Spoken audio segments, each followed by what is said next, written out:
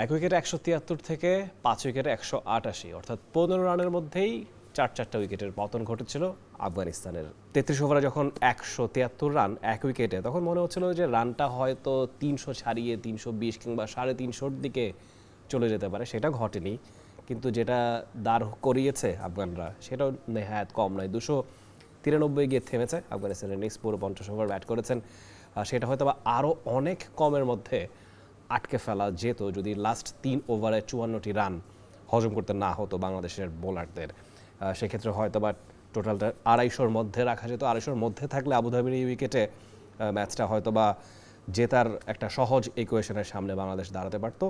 এখন যেটা কিনা যথেষ্ট পরিমাণে কঠিন। তবে যেটা বলছিলাম, ওই শুরুর ভাগে ওই ১৫ রানের মধ্যে যে ৪টা উইকেটের পতন, সেখানে তিনটা উইকেটই নিয়েছেন সাইফ হাসান। ৪ ওভারে একটা মেডেন, ৬ রানে 3টা উইকেট তিনি নিয়েছেন। সিদ্দিকুল্লাহ আতাল টপ অর্ডারে চমৎকার খেলছিলেন, ২৯ রান করতে পেরেছেন। তবে ইনিংসটা আরও লম্বা হতে পারত বলেই মনে হচ্ছিল। তারপর ক্যাপ্টেন হাশমাতুল্লাহ শাহিদীকে একদম শুরুতেই ফিরিয়ে দিয়েছেন। ইব্রাহিম আলী খিল তাকেও আউট করেছেন।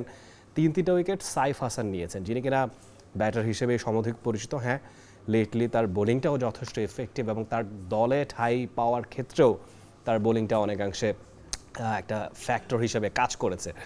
সবশেষ এই শাখায় আমরা দেখেছি ব্যাটিং বোলিং দুটোতেই দুর্দান্ত ছন্দে ছিলেন সাইফ হাসান। যতটা না বাংলাদেশ দল পারফর্ম করেছে, তাকে ছাপিয়েও আসলে আলাদা জায়গা সাইফ হাসান করে নিয়েছেন। এবং ওয়ানডেতে তার অভিষেকটা হয়েছে, এশিয়া কাপে, টি-20-তে তার পারফরমেন্সের ভিত্তিতেই ওডিআইতে তিনি চান্স পেয়েছেন।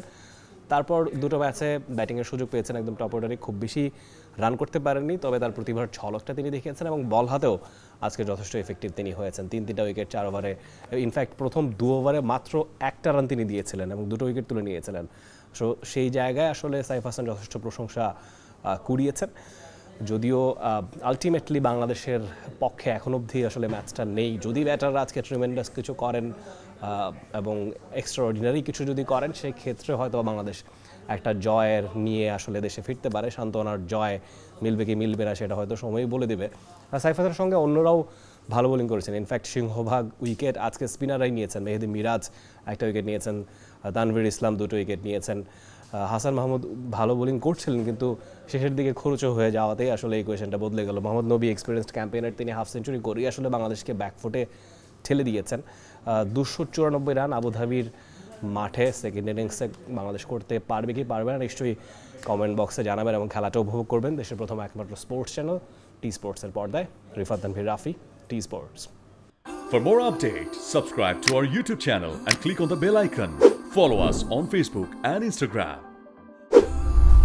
Download T Sports app to enjoy exciting games and highlights. Visit tsports.com.